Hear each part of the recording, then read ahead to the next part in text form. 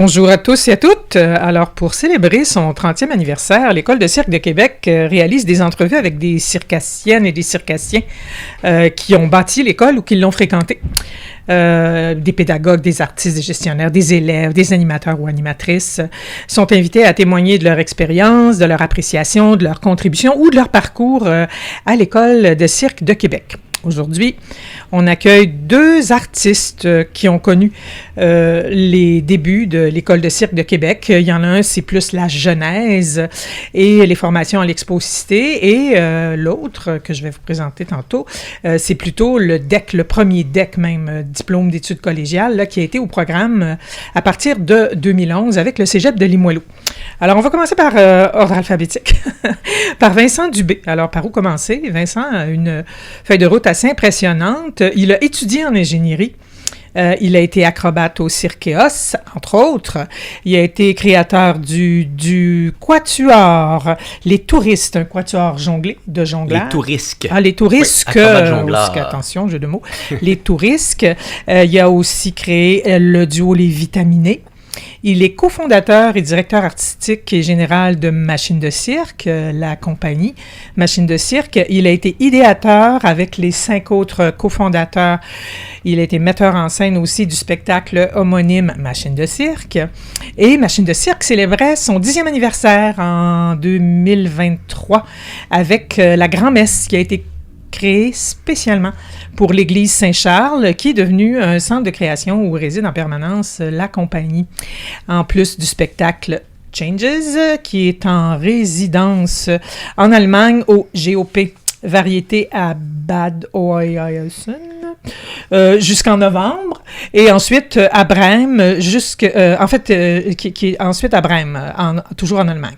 Alors, Machine de cirque tourne en ce moment d'autres spectacles.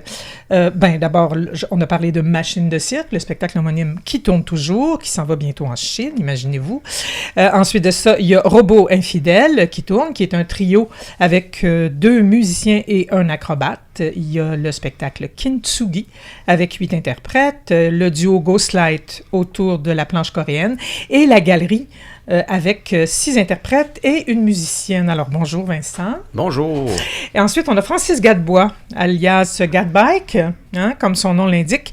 Il fait du vélo acrobatique. Alors, cet acrobate est aussi capable de manipuler des boîtes à cigares en patin roue aligné. Alors, pourvu que ça roule. Issu de la première cohorte du DEC de l'École de cirque de Québec, ça c'était entre 2011 et 2013. Il est cofondateur de la compagnie Les Dudes. Il a travaillé dans les cabarets allemands comme le GOP, où il a mis en scène un spectacle qui s'intitule Sailor en 2021. Pendant la pandémie, il était de la PCU. Alors ça, c'est un quatuor d'acrobates qui faisait des PCU, performances circassiennes d'urgence. C'était des spectacles extérieurs autour d'une auto. On l'a vu, entre autres, au Cabaret de Carmagnole, au Cirque du Soleil, à l'Impro Cirque, dans Camping du théâtre à Tempo, et plus récemment, pendant toute la durée du Festival Montréal Complètement Cirque, en juillet 2024, il était artiste invité au cabaret. Bon, je vais dire le titre en français. Le party surprise d'anniversaire de Sophie pour son 39e anniversaire. Belle longue traduction pour... Dis-le en français, Francis? En anglais, Francis? Surprise Sophie's birthday, mais 29 ans, par exemple. Ah, c'est 29, j'ai dit 39. Ah, je m'excuse, 29. Ben oui, je l'ai vieilli, pauvre Sophie. Alors, cette compagnie la compagnie qui avait fait le show avait 2 invités locaux, on va dire ça comme ça, la compagnie britannique qui s'appelle Three-Legged Raced. Et on verra bientôt Francis dans le spectacle Machine de cirque qui part en tournée en Chine très bientôt. Alors, bonjour Francis. Bon matin, je suis vraiment content. Il fallait que je mette mon CV à jour, puis il y a une couple d'affaires que je me suis je vais t'envoyer ce paragraphe-là. C'est le paragraphe par courriel. D'abord, une petite question pour vous connaître un peu plus. Quel est votre premier souvenir de cirque? Toi, Vincent, ton premier souvenir de cirque? Mon premier souvenir de cirque est un peu flou. J'étais dans le bas du fleuve, puis il y avait un cirque traditionnel qui était venu jouer en aréna. Puis je me rappelle que je pense qu'il y avait même plus qu'une piste. Puis après, on pouvait faire des tours d'éléphants. Là. Fait que c'est vraiment... mais ça n'a pas été un souvenir si significatif que ça pour moi. T'sais, le souvenir le plus significatif que j'ai, moi, c'est Marc-André Coilier dans le club des 100 watts qui jonglait un peu puis il faisait du monocycle. Puis ça m'avait marqué. Je trouvais ça cool. T'sais. OK, donc c'est ton premier souvenir de cirque. Ouais. Et toi, Francis? Ben moi, mon premier souvenir de cirque, Vincent en fait partie. Même chose. En fait, est-ce que c'est vraiment... Ben non, oui, c'est mon premier souvenir significatif. Là où... J'en ai sûrement vu avant, mais ça m'a zéro marqué. Mais j'ai vu le Cirque Éos en 99. Puis... il y a des numéros, tu sais, j'ai vu le spectacle une fois, j'avais 9 ans, et il y a des numéros que je vois encore très clairement dans ma tête, là, qui était où, puis d'apprendre quelques années plus tard, en fait, qui jouait quoi. Aujourd'hui, je côtoie la majorité des acrobates qui étaient sur ce spectacle-là. Puis quand ils me disent « Ouais, j'étais tel personnage dans tel costume », je fais « Ah oui, je me souviens que t'étais là, puis tu faisais cette blague-là, puis tu faisais ce salto-là. » Que ouais, moi, le Cirque Éos, c'est mon premier souvenir, là. C'est un cirque de grande envergure, hein? Cirque Éos qui a duré quelques années. Oui, 98 à 2002. Quand même. 2002, peut-être, ça s'est peut-être rendu début 2003, là, mais ça a été jusqu'à ces années-là. Oui, une compagnie basée ici, à Québec. Puis c'était vraiment des spectacles de grande envergure. Ouais. Ensuite, Vincent, pourquoi es-tu devenu artiste de cirque? Qu'est-ce qui t'a inspiré ou motivé à devenir artiste de cirque? Ben, c'est drôle parce que je me suis jamais dit je vais devenir artiste de cirque. Je faisais du cirque parce que j'aimais ça. Puis je faisais ça avec beaucoup d'intensité. J'aurais pu être sur l'équipe nationale de volleyball, mais moi, mon hobby sérieux auquel je mettais autant d'énergie que mes études, c'était le cirque. Puis c'était tout le temps de repousser les limites, de faire des festivals internationaux, faire des spectacles. Puis j'ai fait des études en parallèle, puis c'est juste qu'une chose en amène une autre, puis finalement, il y avait toujours un projet de spectacle qui venait avant un projet de stage, puis je suis devenu artiste de cirque. À un moment donné, il a fallu que je réalise, je pense que c'est ça que je fais dans la vie, là, finalement. Mais je suis jamais parti avec l'idée, je vais devenir artiste de cirque. OK, ça t'est arrivé. Ouais, ça m'est arrivé. Bon, et toi, Francis? Le déclic, ça a vraiment été quand j'ai vu le spectacle Loft des 7 doigts. Patrick Léonard est en bobette sur scène et il se promène dans le public puis il dit y a-tu quelqu'un qui a besoin de quelque chose à boire, quelque chose à manger, je vous amène ce que vous voulez. Puis là, moi, je lève ma main. Je dis, moi, je prendrais un Coke puis un chip. Puis il fait, parfait, j'en viens. Puis là, il y a un monsieur en bobette qui me ramène un Coke, un chip. Puis après ça, il est sur scène, il compte des jokes, il fait des acrobaties. Puis j'ai dit à ma mère, ça, c'est son métier à lui. Il est payé, là, le monsieur, là. Puis il a un accès illimité à des chips, des Coke. Puis ça a vraiment été le déclic de j'ai fait, ah ouais, c'est comme ça que je veux gagner ma vie. Si lui, il est capable de payer son épicerie puis son loyer en faisant ça, c'est ça que je veux faire. Un métier. Ouais. Un métier. T'as vu que c'était un métier. Vincent, en parlant de métier, quand on a une école de quelque chose, ça veut dire qu'il y a un métier de quelque chose. À partir du moment où une école, qui dit école, dit métier. Toi, tu as connu l'École de cirque de Québec, vraiment la genèse de l'École de cirque de Québec. Comment c'était, là? Dresse-nous un portrait. Bon, on sait, il y a eu une entrevue avec Daniel Barbeau, elle parlait d'une école, il y avait un gymnase, quand l'école était finie, il y a quelqu'un qui venait ouvrir le gymnase en catimini, pour pas dire en cachette.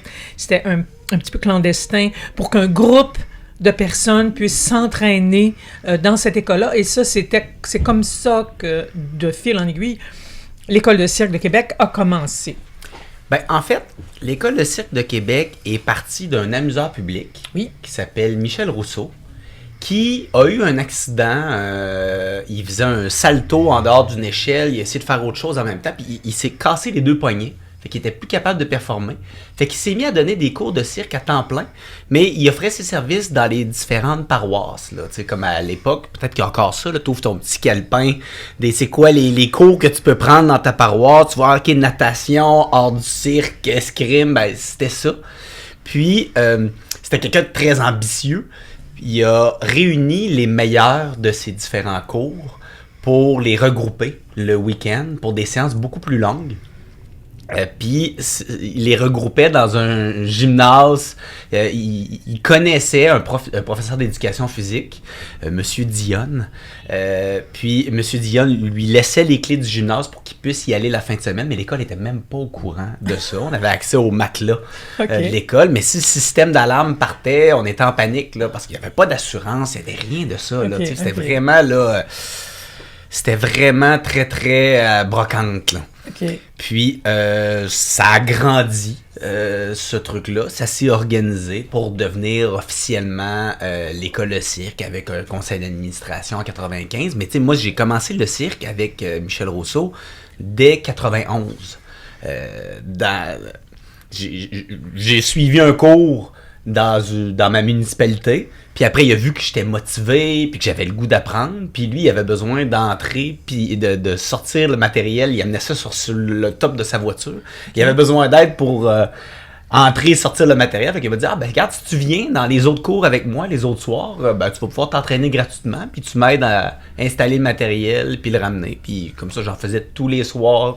Déménageur acrobate. Tous les jours de la semaine, j'étais déménageur acrobate. OK. Puis là, il y avait ces cours-là, puis tu m'as parlé aussi, est-ce que c'est lui qui avait des engagements, puis qui prenait ses élèves pour aller performer dans des événements? Oui, rapidement, tu sais, Michel, c'était quelqu'un que... c'était un praticien, là. Tu sais, donc, rapidement, son groupe d'élite, déjà, il y avait une petite troupe avec ça s'appelait le Cirque Pop. Puis, il faisait des spectacles dans les parcs, on était bookés dans des festivals. Puis, moi, ça faisait 6 mois, 1 an que j'étais dans le groupe d'élite. Puis, déjà, je faisais partie de la troupe. Là. Puis, on était même rémunérés. Tu sais, il y avait un cachet. Puis, il séparait ça entre les différents jeunes qu'est-ce que vous faisaient faisiez? le spectacle. Quelle discipline il y avait? On faisait tout ça. C'était très... traditionnel, un peu comme proposition. On faisait des pyramides à vélo, on faisait des numéros de jonglerie, il y avait des numéros de clown, il y avait on amenait un portique, puis il y avait un numéro de trapèze, vraiment toutes sortes de trucs. Là. On faisait un peu de tout. OK. Puis après ça, là, les cours étaient dans l'école, mais après ça, ça s'est transporté à Expo-Cité? Ben, il y a eu toutes sortes de... On a commencé dans le gymnase à Charlesbourg de manière illégale. Après ça, on a réussi à avoir une palestre qu'on partageait avec des cours de gym qui étaient à côté. C'était à Louis-Joliette. Pour après aller au pavillon de la jeunesse. Parce que Michel avait des grandes ambitions. Il voulait monter un spectacle puis qu'il y ait du trapèze volant dans son spectacle. Fait qu'il a installé un trapèze volant au pavillon de la jeunesse. Puis tout s'est transféré au pavillon de la jeunesse. Mais le pavillon de la jeunesse était encore utilisé l'été pour Expo-Cité. Fait que nous, on l'utilisait le reste de l'année. Fait que c'était poussiéreux, ça sentait un peu la bouse de... Oui, c'est ça. Petite ambiance agricole. Ça devenait de moins en moins agricole au fil de l'année. Puis après, ça retournait agricole l'été. Puis là, on revenait en septembre, c'était encore agricole. Là. Puis finalement, c'est parti du pavillon de la jeunesse pour déménager dans l'église Saint-Esprit, dans laquelle c'est aujourd'hui. OK. Puis est-ce qu'il y a des moments qui ont été marquants pour toi dans ces débuts-là de l'école ou des coachs peut-être que tu as trouvé marquants ou des moments qui t'ont que tu as dit « Ah oui, ça c'est bon, ça Ben, j'ai passé beaucoup de temps avec Michel Rousseau. Tu sais, je veux dire, on était avec lui dans sa vanne.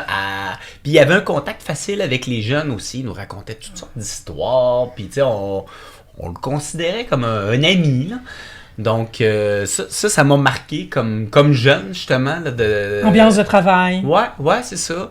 Puis, aussi, avec Michel, on dirait qu'il n'y avait pas de limite. Tout était possible. On voyait une cassette d'un festival, quelqu'un qui avait fait quelque chose, puis le lendemain, on l'essayait avec des longes, puis tout était possible. Fait qu'on se fixait pas de limite, là, comme de quoi quelque chose était inatteignable. Fait que ça, c'est quelque chose qui m'a marqué, là, cette ouverture-là sur le monde, puis ce côté-là que tout était possible. Comme fonder une compagnie, mais on y reviendra tantôt. Exact. OK. Toi, Francis, comment avais-tu entendu parler de l'École de cirque de Québec? Mais, parce que là, tu avais vu Vincent en performance avec le Cirqueos. Ben, en gros, mettons, là, très vite fait, là, moi, tout a commencé à Géronimo, la base de plein air de cirque, dans les Laurentides. Donc, Là, t'étais Ça, élève c'est dans ce temps-là. de 8 à 12 seulement l'été. OK. Donc, cirque là, j'entends parler de l'école de cirque de Verdun, parce que moi, je suis originaire de Châteauguay, ça arrive sud de Montréal. Fait que j'entends parler de l'école de cirque de Verdun, je vais là un petit peu pendant l'année scolaire, un soir semaine, puis là, ça devient 2 soirs semaine, puis ça devient, il y a une école de cirque qui ouvre à Châteauguay. Fait que là, je me mets dans les cours de cirque à Châteauguay 4 jours semaine. Puis là, ben, j'arrive, secondaire 4, secondaire 5, puis c'est comme, bon, ben, j'ai envie d'être artiste de cirque, où est-ce que je vais? J'avais vraiment envie de quitter le nid familial. J'avais envie d'aventure. Fait que moi, je voulais aller à l'ESAC, en Belgique. Oui, Et puis, l'École supérieure des arts du cirque. Ouais. Moi, en fait, c'est... Oui, j'aurais aimé aller à l'École nationale, mais en même temps, si j'avais été à l'École nationale, mes parents, ils m'auraient fait dormir à la maison, puis j'aurais eu beaucoup de voyagements. Fait que moi, j'ai dit, je vais aller à l'ESAC. Puis ma mère a dit, ça a l'air qu'il y a une école de cirque à Québec, puis c'est juste assez loin pour que... Fait que tu dormes pas à la maison. C'est ça. Fait que ça a été un peu un choix de ma maman de m'envoyer à Québec, mais non, mais j'en blague, mais j'hésitais beaucoup entre les deux écoles. Puis justement, mes professeurs, autant à Géronimo que à l'école de cirque de Châteauguay, plusieurs me disaient par rapport à ton profil, Québec va te convenir, tu sais. De ce qu'eux avaient entendu parler. Mon enseignant à l'école de cirque de Châteauguay, Marc-André Lavoie, avait fait l'école nationale, puis il me disait franchement, tu sais, Québec, ça va te mieux te suited. Bon, oui, ça va mieux fitter avec toi. C'est ça. Puis est-ce que tu avais passé une audition à l'école de cirque de Québec? Ouais, Comment ça s'est passé? La première fois, vraiment mal. Mais vraiment bien en même temps. Pourquoi tu dis ça? Ben non, mais j'ai fait l'audition, puis j'étais pas prêt, moi, là. J'avais aucune idée ce qu'était une école... une vraie... Tu sais, je veux dire, Verdun, Châteauguay, c'est du préparatoire, c'est du récréatif, même. J'avais aucune idée du niveau, tu sais, je savais pas du tout dans quoi je m'embarquais en venant à une audition.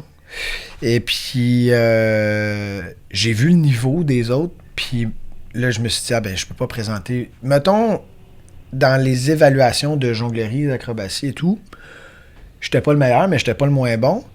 Mais c'est au niveau de mon numéro que j'avais préparé. J'étais pas prêt à présenter. Je voyais les autres que tu fais, OK, eux, ils pourraient travailler, tu sais. Puis moi, j'avais préparé, salut, je suis là, avez-vous vu? Puis... Fait que la première fois que j'ai fait l'audition, le directeur de l'école à ce moment-là, qui était Normand Beaumont, directeur de la formation, Normand Beaumont, m'a dit t'as beaucoup de potentiel, on voit que t'as envie, mais t'as du travail. T'as du travail à faire, puis tu sais faire de tout, mais t'es bon dans rien. Puis pour être accepté dans une école, il faut quand même avoir une certaine spécialité. Fait que lâche pas, puis viens nous revoir l'an prochain. Puis moi, dans ma tête, j'avais prévu, je finis le secondaire, puis je rentre dans T'avais une pas de école. plan B, là? J'avais pas de plan B. Fait que là, j'ai dit, je déménage à Québec, même si je suis pas accepté. Puis je vais me faire ma propre formation. J'ai vu qu'il y avait des cours du soir, puis parce que c'est ça, j'ai vu le gap qu'il y avait entre les écoles préparatoires ou les écoles récréatives et l'école professionnelle, mettons. Puis je me suis dit, pour être capable de rentrer l'an prochain, il faut que je sois là. Donc, à cette époque-là, l'École de cirque de Québec offrait déjà différents programmes qui n'étaient pas les programmes, appelons-les professionnels. C'est ça. D'accord. Mais aussi, je pense que les programmes préparatoires de l'École de cirque, si tu y allais de manière intensive, tu pouvais te rapprocher quand même plus du niveau requis pour rentrer dans la formation professionnelle que les autres écoles préparatoires. Puis aussi, c'est que tu côtoies le monde, ils voient ta personnalité. Si pendant toute l'année, ils voient, c'est ça, ton potentiel acrobatique, mais aussi la personne que tu es, est-ce que tu as un profil qui est intéressant? Au courant de l'année, à ce moment-là, c'était les mêmes coachs souvent qui faisaient et le jour la formation et le soir le récréatif. Fait Fait que c'est ça, moi je suis venu à Québec pendant une année à prendre des cours du soir, me faire ma propre formation, puis j'ai refait les auditions. Puis la deuxième année, ça a bien été. Bon. Ah ouais, en toute humilité, là, c'était l'inverse complet de la première année. Il y a bien du monde de l'étranger, dont Jacob D'Eustachio, qui m'a toujours dit... Tu m'as intimidé à l'audition, là. Ton numéro, là, t'étais tellement bon. Puis c'est pas le seul qui me l'a dit, mais c'est celui qui me l'a rappelé récemment que mon numéro d'audition l'avait bien impressionné. C'est quoi que t'avais présenté? J'avais présenté un cycliste. Au final, ça a été ça aussi mon épreuve synthèse 5 ans après. Mais c'est un cycliste un peu déjanté, là. Okay. Tour de France, qu'il arrive plein de péripéties. Okay. Puis... c'est ça. OK, donc c'est comme ça que tu as fait ta bonne audition à l'École de cirque de Québec. Qu'est-ce que tu as eu comme parcours? Parce que là, tu étais de la première cohorte du DEC. Alors, le DEC, quand on dit DEC, on parle de contenu académique. Hein? Il n'y a pas juste des cours de cirque. Il y a aussi des cours de philo, des cours de... Qu'est-ce qu'il y avait comme... Un DEC, c'est un diplôme d'études collégiales, fait qu'affilié avec le cégep Limoilou, on avait nos cours de base, là, français, anglais, philo, éducation physique. On avait des cours hors programme qu'on était obligé de faire. Moi, j'ai fait des cours en communication cinéma. Cours d'histoire du cirque, cours de mise en marché, je pense, qui fait partie de la formation. Fait qu'il y a beaucoup de cours théoriques qui ont lieu au cégep. Et puis, moi, quand on dit que je fais partie de la première cohorte, c'est comme la première officielle parce qu'il y a eu une cohorte juste avant moi. Il y avait des spécialités, là, hein? Animation. En fait, c'est juste qu'il y a eu une cohorte, ceux qui ont fini en 2012, c'était le projet pilote. Puis ils ont eu officiellement leur diplôme quelques années après avoir fini. Une fois que le gouvernement a mis le STEM, c'est beau, votre formation est approuvée par le ministère de l'Éducation. Mais ça, moi, je suis la première vraie gang. Puis... Vous étiez combien? On était 11 à terminer. Puis, parce qu'avant ça, l'école, ce qu'ils offrait, c'était un diplôme d'études de l'école qui attestait, tu faisais une formation spécialisée qui appelait, c'était 2 ans, puis tu faisais 2 ans dans ta spécialité, tu sortais avec un numéro, l'école te donnait un bout de papier en disant « Yes, t'es professionnel ». Puis là, le DEC maintenant, c'est un prix universitaire, fait que si tu finis la formation à l'École de cirque de Québec, puis tu te dis « Ah, moi, finalement, la tournée, ça me tente pas », mais tu peux rentrer à l'université en d'autres choses avec ce diplôme-là. OK, mais dans les deux cas, tu es prêt à exercer ton métier. Ben oui. OK. Puis toi, dans ton parcours à l'École de cirque, comment ça s'est passé? Là, ton audition était parfaite, mais ensuite, au niveau circassien, en termes de cirque, comment ça s'est passé? J'ai mis quand même beaucoup de temps à me chercher. J'étais content d'être à l'école, puis je suis rentré relativement jeune. J'ai fait 2 ans de préparatoire, puis après ça, 3 ans de DEC. Fait que j'ai fait 5 ans de formation, ce qui était 1 ou 2 de trop. Je suis devenu un peu fou vers la fin. OK. Trop d'informations, des fois, c'est comme pas assez. Mais je regrette rien de toutes mes années à l'école, ça c'est sûr et certain. Mais ouais, on choisit 3 disciplines. Je les ai changées souvent. Je me suis amusé avec bien des affaires. C'est ce qui explique qu'aujourd'hui, tu es quand même un touche-à-tout, on peut dire ça. C'est ça. Au final, ce qu'on m'avait, entre guillemets, reproché à ma première audition de savoir faire un peu de tout, mais d'être bon dans rien, ça m'a finalement suivi tout mon cheminement scolaire et ma carrière. Puis à date, ça m'a pas nui. Fait que... C'est ça. C'est bon. C'est ça, je un touche à tout. Puis, est-ce qu'il y a eu des moments marquants, des coachs marquants, des professeurs qui t'ont marqué, des élèves qui t'ont influencé? C'est sûr que coach marquant, le directeur Normand Beaumont qui me dit la première année, tu dois te spécialiser dans quelque chose. Quand je suis arrivé, que je visite l'école, que je fouille dans les garde-robes pour essayer de voir quelle discipline de cirque que je connais pas, que je pourrais commencer à faire. J'ai vu un vélo, tout chromé. Le vélo était magnifique. C'était un objet beau. Puis là, j'ai juste fait qui sait faire de ça? Qu'est-ce que je peux? J'avais aucune idée de ce qui était possible de faire avec ça.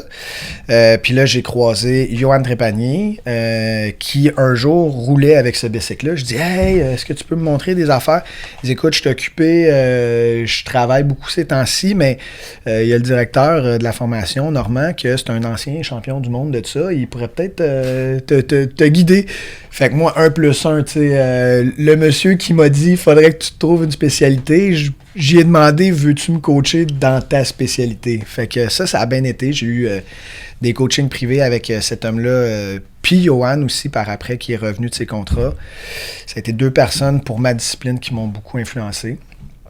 Et puis, mais sinon, il y a eu Philippe Dreyfus qui m'a enseigné, c'est le cofondateur des Dudes avec toi. Oui, exactement.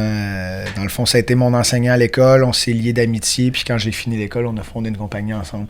Fait que c'est sûr que lui, son enseignement, ça m'a un peu marqué, mettons. Bon, c'est dans le bon sens du terme, évidemment. Ouais. Toi, Vincent, pendant que tu étais à l'école, ça s'appelait l'école? Ça s'est officiellement appelé l'École de cirque de Québec. À sa fondation, là, en 95. 95, excuse-moi. Avant ça, je sais pas comment on appelait ça, en fait. On avait une troupe un peu, c'était troupe école un peu, avec le cirque pop. Donc, je pense qu'on s'identifiait plus au cirque pop, de mémoire. OK, puis c'était vraiment une troupe qui se professionnalisait au fil du temps. Ben, je dirais que ça a été c'était une troupe amateur au départ, qui y allait sans prétention, mais qui s'est professionnalisée Puis aussi, le Cirque Éos, en fait, c'était la continuité du cirque pop. Après avoir fondé l'École de cirque de Québec, Michel avait encore ses idées de grandeur. Là, il voulait aller plus loin, le niveau augmentait. Donc là, il a voulu partir un spectacle vraiment professionnel pour tourner à l'international, puis a fondé le Cirque Éos. Qui s'entraînait dans les mêmes locaux que l'École de cirque de Québec. La séparation entre le Cirque Éos puis l'École de cirque de Québec, c'était très, très proche. C'était poreux. Ça a fini par se séparer puis devenir vraiment 2 entités vraiment claires, mais au départ, c'était plutôt poreux. OK. Toi, Francis, pendant ton parcours à l'École de cirque, tu as participé à des événements à l'extérieur du Québec, notamment des stages ou des voyages en collaboration avec la FEDEC, la Fédération des écoles de cirque européennes. Ouais. Il y a le mot européenne dans le truc. Et l'École nationale à Montréal et l'École de cirque de Québec font partie de ce groupement-là, étant sur le continent nord-américain. La Fédération des écoles de cirque en Europe. C'est ça. Et puis, oui, il y a un festival dans la ville de Auch, en France, qui est un festival de cirque contemporain qui présente des spectacles émergents. Et aussi, c'est chaque année, la FEDEC... Je ne veux pas dire n'importe quoi, là, mais mettons qu'il y a 30 écoles qui font partie de ça. Ben, chaque année, il y en a 10 qui envoient un petit contingent. Puis là, tout le monde présente un spectacle de 25-30 minutes pour représenter un peu c'est quoi la couleur, la signature de chaque école. Et puis, il y a des colloques là-dedans qui se font, des échanges. Et puis, fait que moi, ça a été la première fois où j'ai été confronté à rencontrer du cirque extérieur que québécois. Est-ce que tu avais vu Loft à ce moment-là? Est-ce que tu avais vu les 7 doigts à ce moment-là? Oui, ça, c'est... Okay. Les 7 doigts, c'était avant de rentrer à l'école de cirque. Là, ouais. En 2002, genre. Ouais, au début. Moi, j'ai vu Loft dans le Loft de Sam, là, fait que j'ai vu les débuts.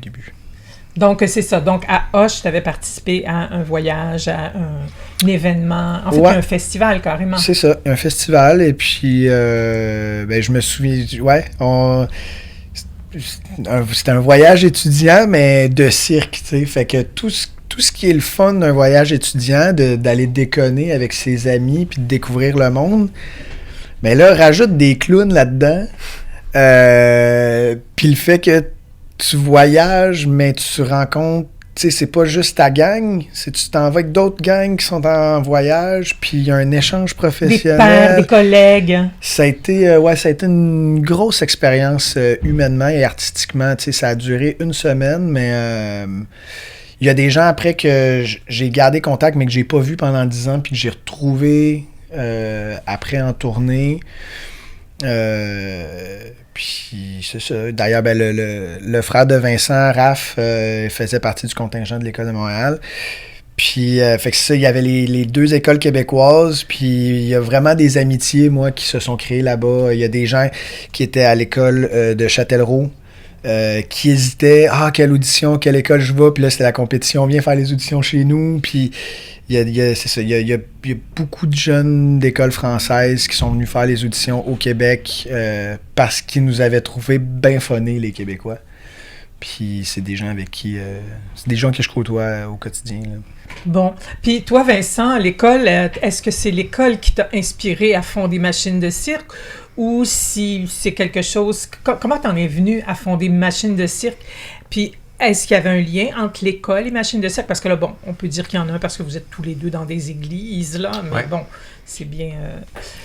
Ben, moi, ce qui m'a amené à fonder Machine de cirque, c'est après que j'ai gradué et que j'ai eu mon bac en ingénierie, je me suis mis à être artiste à temps plein. OK, ça, c'est comment tu te décrirais après avoir fait ton école de cirque, là, si on peut dire? Ben, c'est ça. Moi, je veux dire, j'ai participé, j'ai vu l'école de cirque grandir, mais je l'ai vu pendant qu'elle s'organisait. Je suis allé chercher des ressources à l'école de cirque, il y a des coachs importants qui passaient par là, mais je faisais un petit peu mon propre curriculum, là, j'aimerais apprendre ça. Fait que j'allais voir un coach, peux-tu me montrer ça? Puis je travaillais dans mon coin, puis quand il y avait 5 minutes, il me regardait, puis il me donnait quelques notes, t'sais.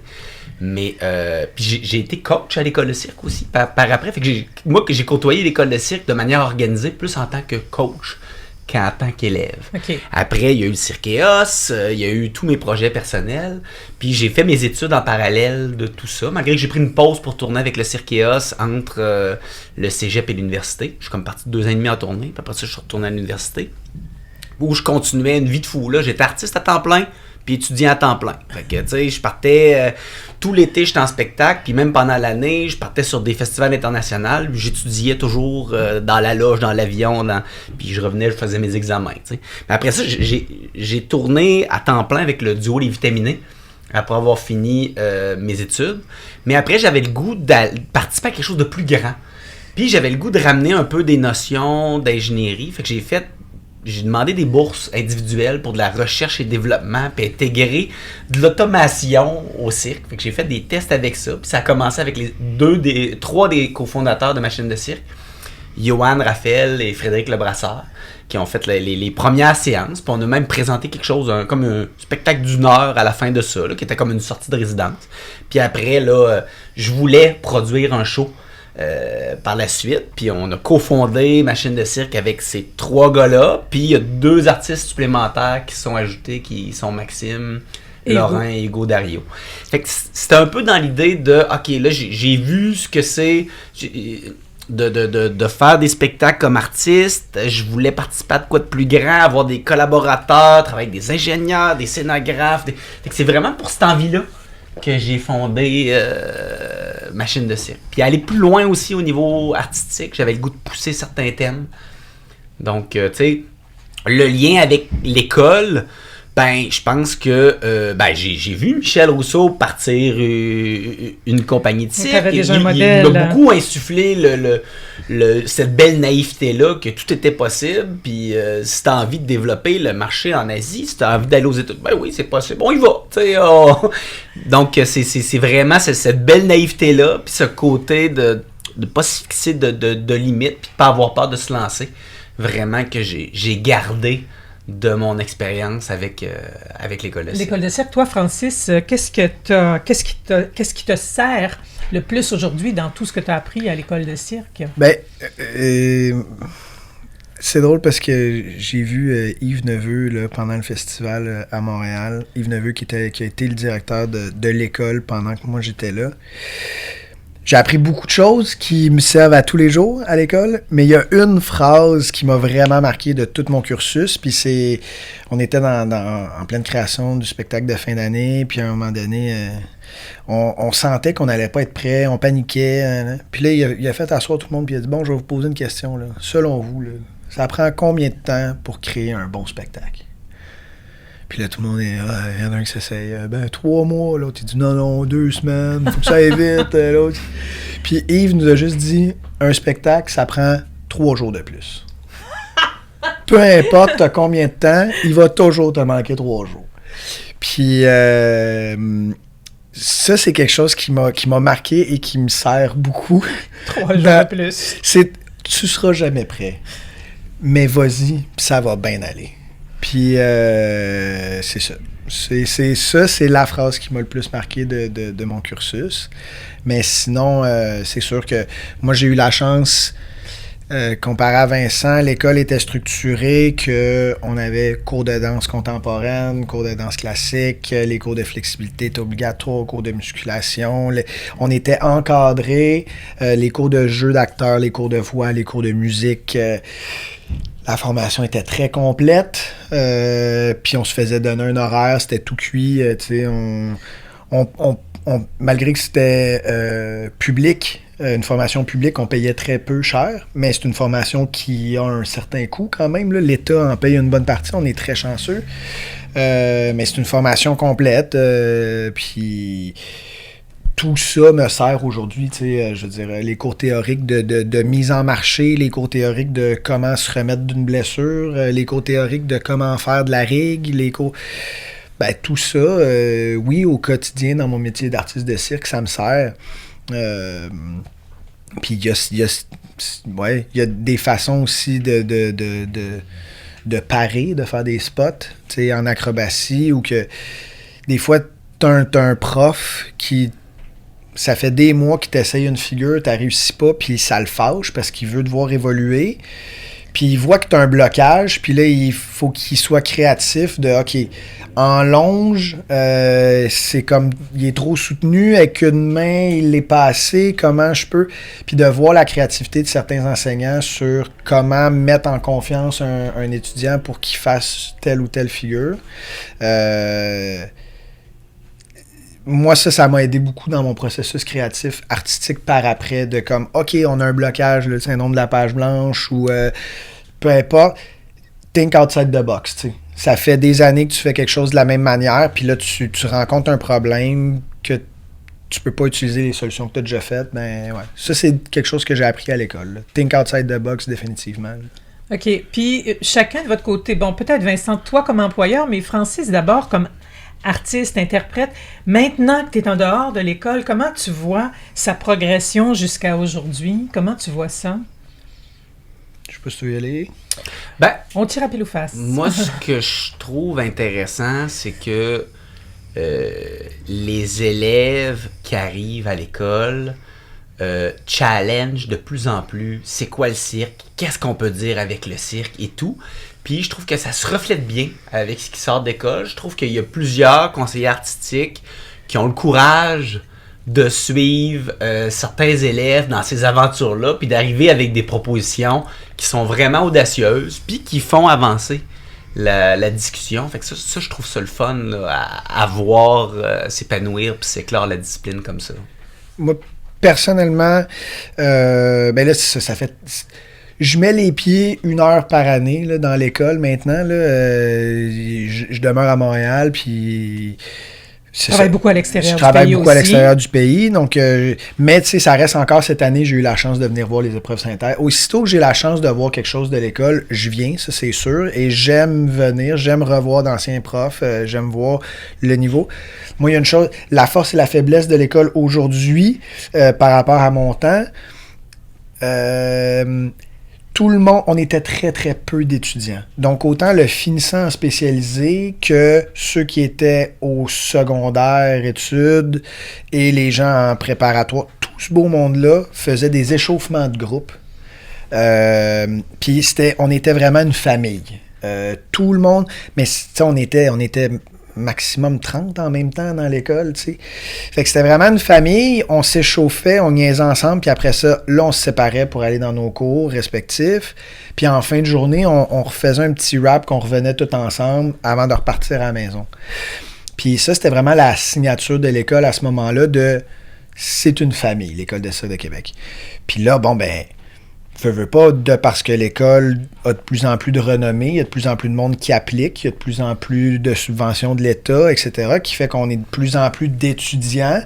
Fait que là, on se retrouve avec des cohortes. T'sais, là, maintenant, une cohorte, c'est 15, 20, 22, peut-être 25. Là, je veux pas m'avancer, mais ça fait que chaque cohorte est une famille, puis les familles se mélangent peut-être un peu moins. Mais ça, c'est moi, mon regard extérieur. Je peux pas... Peut-être que la pandémie a exacerbé un peu ça aussi. Mais c'est ça. Fait qu'autant, ça veut dire qu'il y a de plus en plus de bons artistes qui sortent de Québec.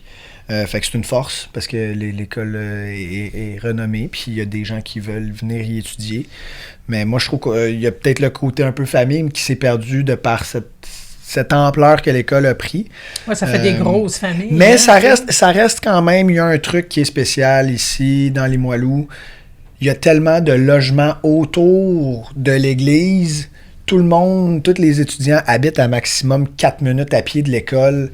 Fait que quand la journée finit, ils se retrouvent là, dans l'appartement d'un ou de l'autre. Puis ça, c'est sûr et certain que l'école soit dans un quartier résidentiel comme ça. C'est convivial, il y a quelque chose... oui, il y a un village cirque, parce que tu as une école, des compagnies, tu sais...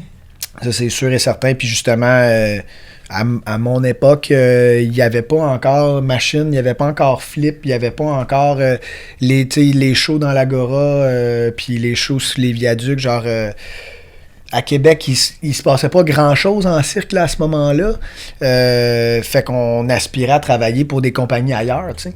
Que là, les jeunes qui sont à l'école, ben il y a plusieurs grosses compagnies dans la ville de Québec. Fait que là, les jeunes s'identifient peut-être un peu plus à ce que c'est que le cirque de Québec, tu sais. Comme employeur, justement, toi, Vincent, comment tu vois les finissants de l'école de cirque depuis quelques années? T'embauches des finissants de l'école de cirque? Ben, moi, ce qui m'a marqué dans les dernières années, je trouve que les filles en cirque s'affirment plus, puis ils prennent plus de place. Puis j'ai fait ce constat-là, sais-tu, l'an dernier, où je suis sorti d'un spectacle de finissant, puis je m'en étais pas rendu compte, mais c'était pratiquement que des filles. Puis c'est le fun que je m'en étais pas rendu compte, parce que si tu recules de quelques années, on dirait que... Les filles étaient plus cataloguées à certaines disciplines, à certaines couleurs au niveau cirque aussi. Tandis que là, j'ai tellement vu une variété de numéros, de disciplines, de couleurs, des trucs humoristiques, des trucs dramatiques, des trucs plus provocateurs, avec des filles qui osent, que le genre m'a pas sauté au visage. Fait que ça, je trouve ça vraiment trippant. Là. Je trouve qu'il y a de quoi qui se passe, qui est le fun. T'sais, c'est quelque chose qui a été nommé v'là quelques années, que dans le cirque contemporain, dans les spectacles et tout, que ça manquait de filles. Mais là, on sent que le message a passé quand même. Il y en a là, qui arrivent, là, puis qui proposent, puis qui osent, puis c'est vraiment le fun à voir. OK, puis est-ce que vous trouvez que selon les années, les périodes, il y a des disciplines qui sont plus, je ne vais pas dire à la mode, là. Tu sais, à un moment donné, c'était les tissus. Là, après, là, maintenant, c'est le... traction par les cheveux, là, capillaire. Ouais. Est-ce que vous avez remarqué ça aussi, ou est-ce qu'il y a des disciplines que vous pensez qui vont devenir à la mode? Ou... Je dis à la mode, là. Il y a toujours des disciplines qui sont à la mode. Quand il y a quelqu'un qui arrive, puis des fois il ressort une discipline, puis qui donne un nouveau vocabulaire, qui m'ont fait « OK, c'était ringard dans ma tête, mais tout d'un coup, ça devient pertinent et intéressant. » Je prends le mot chinois, par exemple. Ça se renouvelle. Tu sais, les numéros traditionnels de mot chinois, on faisait tous les mêmes mouvements un peu à la Saltimbanco. Voilà. À un moment donné, les gens faisaient, le mot chinois, c'est ça. Puis là, tu as vu des gens qui se sont mis à danser de manière danse contemporaine là-dedans. Contorsion, mot chinois. De réussir à éclater le truc, puis ça a vraiment donné le goût aux gens d'en faire. La même chose, je prends le trapèze fixe. Tu sais qu'à un moment donné, il y avait une envolée vers toutes sortes de formes. On voulait innover au niveau des appareils aériens en changeant l'appareil. Ça va être un cube, ça va être un losange, c'est un cerceau, c'est un dessus, tout ça. Puis finalement, il y a des gens qui sont revenus au trapèze, puis qu'ils ont sublimé le trapèze fixe pour voir, voici ce que moi je suis capable de faire avec un trapèze. C'est là, Colin, le trapèze, c'est tombé intéressant finalement. On oublie l'appareil, puis on voit l'artiste. C'est toujours ça. Il y a toujours un petit déclencheur qui fait que les gens se réapproprient un appareil, puis ont envie, eux autres aussi, de contribuer à le pousser plus loin. C'est sûr que oui, c'est des cycles. Puis justement, mettons, on se dit, OK, le trapèze fixe, il y a une époque où on se dit, OK, c'est bon, on a fait le tour, c'est ringard. Puis là aussi, le concept de je veux faire ma place. Si on est 6 à faire du trapèze, ben ça va être le ou la meilleure qui va travailler. Mais si moi, au lieu d'être un trapèze, c'est un cerceau, ben moi, c'est pas pareil. Fait que là, il y a des disciplines qui se créent. Là, tout le monde fait son petite affaire. Mais là, il y en a un qui excelle, qui travaille beaucoup, puis il y a une demande pour cette discipline-là. Ben là, il y a plein de monde qui vont se dire, ah ben je vais en faire moi aussi. Puis là, parce que trop de monde en font, à un moment donné, c'est comme, ah ben c'est bon, on a fait le tour, mais là, Fait que c'est, oui, moi je pense que c'est des cycles. Puis moi, j'ai pris 2 disciplines au final qui sont vieillottes, entre guillemets, là. Boîte à cigares, c'était une grosse discipline dans les années 70-80. C'est disparu. Il y a Eric Bates qui est venu, qui a réinventé la discipline. Puis là, lui, il a fait des petits. Moi, j'en fais partie. Même chose avec le vélo acrobatique. Au Québec, début des années 90, il y était plusieurs à la pratiquer. C'est disparu pendant une quinzaine d'années. Johan est revenu, je suis revenu, on a créé des petits que là, le vélo est redevenu une discipline, mais je pense que c'est des cycles définitivement. Là. Des cycles comme dans la bicyclette. Exactement. Tout est dans tout. Puis tu sais aussi, moi je pense que c'est Robert Lepage qui avait dit ça en entrevue, puis j'avais trouvé ça tellement pertinent.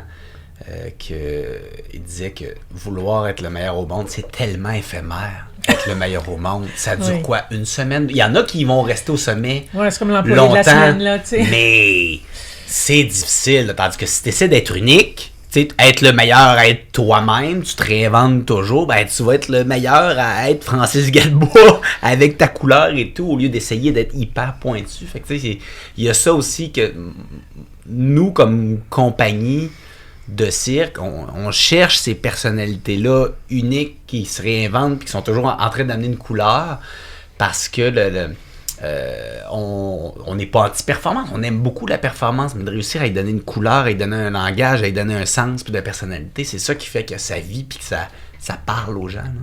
Mm-hmm. Et bon, pour faire comme une conclusion, comment voyez-vous l'avenir de l'École de cirque de Québec? Parce que c'est quand même l'anniversaire de l'École de cirque de Québec. Comment vous voyez l'avenir si vous avez à projeter l'école pour ce que vous en connaissez, évidemment? C'est une grosse... Prévoir... chose sûre, longue vie là, à l'école. Là, oui. Mais... En étant si loin de ma formation personnellement, ça, je ne sais pas à quel point l'école a évolué. Fait que là, elle est où aujourd'hui? Ou je sais pas, elle est où aujourd'hui? Ou qu'est-ce que vous lui souhaitez? Ben, chose sûre, plus d'espace. Ça, c'est sûr et certain. Parce qu'il y a de plus en plus, justement, de disciplines novatrices qui prennent de l'espace. Puis bon, il y a de plus en plus d'étudiants. Puis pour pouvoir s'exprimer correctement dans ces numéros, souvent, ça prend de l'espace. Fait que je souhaite à l'école vraiment de l'espace. Ça, c'est sûr. Puis je pense qu'ils sont déjà sur plusieurs projets par rapport à ça. Fait qu'ils sont en voie de ça.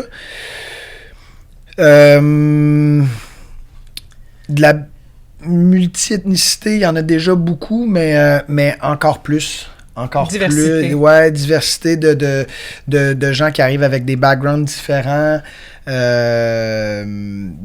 C'est déjà le cas, là, mais j'en prendrai encore, tu sais, comme, c'est ça. Ben, en fait, c'est déjà le cas, mais beaucoup de gens qui viennent de l'extérieur. Je pense que de réussir à faire en sorte que l'école soit un outil de rassemblement, développement social pour les gens issus de l'immigration, mais qui sont au Québec déjà, ou de familles immigrantes, ou de développer la diversité au Québec, l'inclusion et tout.